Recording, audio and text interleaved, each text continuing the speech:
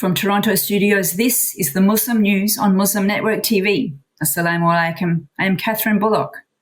Our top story tonight. Prominent American and Canadian Muslim scholars have defended their community's right to reject homosexuality. In a joint statement, more than 130 prominent Muslim scholars said they support peaceful coexistence with those of different faiths and ideologies. But they said they also have the constitutional right to hold to the Islamic position on LGBTQ without being accused of bigotry or hatred. They rejected the notion that moral disagreement means intolerance or incitement to violence. The scholars, who include Imam Siraj Wahaj, Sheikh Yasser Khadi, Imam Omar Soliman, and the Canadian Council of Imams, stated that the Islamic position on LGBTQ is from God Almighty and cannot be changed. They acknowledge that Islamic sexual and gender ethics have created tension among Muslims between their religious beliefs and societal expectations. As well, the group disallowed any attempts to reinterpret Islamic texts in favor of LGBTQ affirmation and ideology. They called on Muslim public figures to uphold the sanctity of the faith and refrain from making false statements in the name of Islam.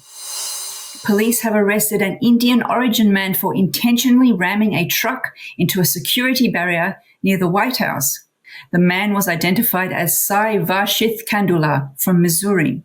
A statement from the Secret Service said Kandula crashed a truck into the barrier on the north side of Lafayette Square around 10 p.m. Monday. Witnesses told the media after the crash that Kandula got out of the truck carrying a Nazi flag. They said he told investigators he wanted to kill President Joe Biden and overthrow the government. Police said they have filed several charges against Kandula. These include threatening to kill, kidnap, or harm a president, vice president, or member of their family. He was also charged with assault with a dangerous weapon, reckless driving, destruction of federal property, and trespassing. Kandula allegedly told police that he had planned the attack for 6 months, according to court filings. He also told authorities that he admires Nazis. His relations with Hindutva, which admires Nazis, is not clear at this moment. A U.S. federal court in Pennsylvania has convicted an American citizen of torture and brutal treatment of a co-worker in Iraq. The U.S. Department of Justice said 54-year-old Ross Roggio was found guilty of crimes committed at a weapons factory in Iraqi Kurdistan. He faces a possible life sentence. A Justice Department statement said Roggio set up a factory in the region in 2015 to manufacture M4 automatic assault rifles. He illegally exported parts from the United States. When an Estonian man asked questions about the project, Roggio had him kidnapped by Kurdish soldiers. The indictment says Roggio carried out several interrogations and torture, ordering soldiers to beat the man and suffocate him. Roggio and his company were charged in 2018 with 37 counts of illegal export of weapons parts and tools for the project. He was convicted of torture, conspiracy, illegal arms exports, money laundering, smuggling, and other charges. Nearly 2,000 children have been abused by Catholic clergy in Illinois for over 90 years. That's according to a report released Tuesday by Illinois Attorney General Kwame Raoul. It details 451 Catholic clergy and religious workers who abused children in all Illinois dioceses. The report claims to have identified 149 individual offenders who had previously not been disclosed by the Catholic Church districts. The report calls for better care for survivors and urges dioceses to update their information on alleged abusers. Cardinal Blaise J. Kupich, Archbishop of Chicago, told TV channels that all the names released were already known to the church and had also been made public. A U.S. health report has found that excessive use of social media can harm children's mental development. This is because they are vulnerable because they are at a highly sensitive stage of brain development. The report was released by Surgeon General Vivek Murthy. It noted that excessive social media use can lead to sleep deprivation, cyberbullying, and attention problems. Access to extreme content can also make children vulnerable to predatory behavior from adults.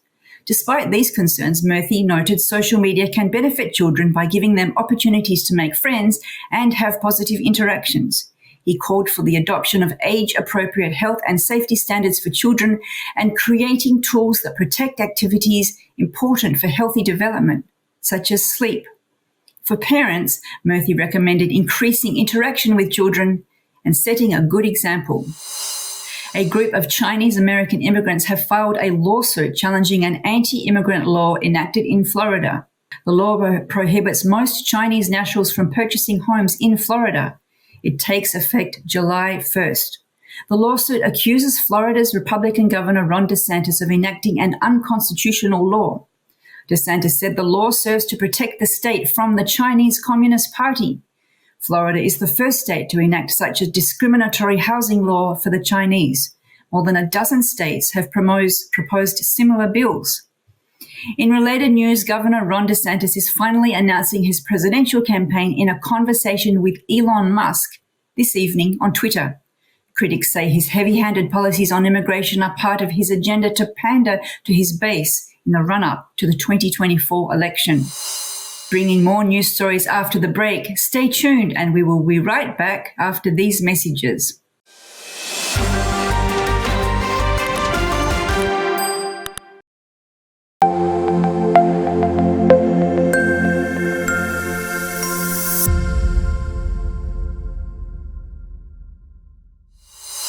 Welcome back. TikTok has filed a lawsuit against the state of Montana for passing a law last week banning the popular video app. The ban calls for TikTok or app stores to be fined $10,000 per day if they make the app available on personal devices in the state starting January 1st, 2024.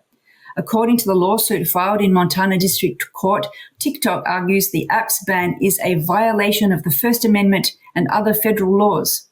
TikTok is asking the court to prohibit Montana from enforcing it. The US and several other countries have already kept TikTok off government-owned devices because of fears the China-owned platform could gain access to user data. Popular messaging app WhatsApp has introduced a feature allowing users to edit messages after sending them. The move will help smartphone users with clumsy fingers or anyone who has sent an embarrassing spelling error or autocorrect message to edit it. The revised text will come with a notification saying the message has been edited. The function is valid for only 15 minutes after sending a message. After that, it is no longer possible to edit, but it still can be deleted. This feature has been rolled out globally and will be available to all users in the coming weeks. France's foreign minister says she wants to put Syrian President Bashar Assad on trial. Katherine told France 2 Radio this week the fight against crime and impunity are values enshrined in French diplomacy. She said al-Assad has been an enemy of his people for more than a decade and stressed that lifting European sanctions on Syria was not on the agenda. Colonna said France would not change its position unless al-Assad changes and commits to reconciliation and the fight against terrorism. A UN body is calling for the establishment of more early warning systems around the world to prevent deaths from extreme weather events. The World Meteorological Organization Congress opened Monday in Geneva. It focused on the implementation of the Early Warnings for All initiative. That aims to ensure early warning services reach everyone by the end of 2027. Currently, only half of the world is covered by early warning systems. Small island developing states and least developed countries are lagging far behind. The WMO reports extreme weather events have caused over 2 million deaths worldwide and $4.3 trillion in economic losses in the past half-century, with developing countries the hardest hit. Global human rights groups have expressed concern over the arrests of more than 4,000 people in Pakistan. Human Rights Watch said Pakistani police have arrested more than 4,000 people, including members of the opposition Pakistan Tehreek-e-Insaf Party. The arrests were made in the wake of protests against the detention of former Prime Minister Imran Khan. The Human Rights Commission of Pakistan has corroborated the statement. Amnesty International called the Pakistan Army's intention to prosecute civilian protesters under the Army Act alarming. The Army's Inter-Services Public Relations said arsonists would be tried under the Pakistan Army Act and the Official Secrets Act. The Deputy Regional Director for South Asia at Amnesty International said the sentencing of civilians by military courts violates international law. The International Human Rights Organization called for the release of those arbitrarily arrested. Human Rights Watch urged the government to distinguish between peaceful and non-peaceful political actions following Khan's arrest. Before we end today's news, I am making a special request.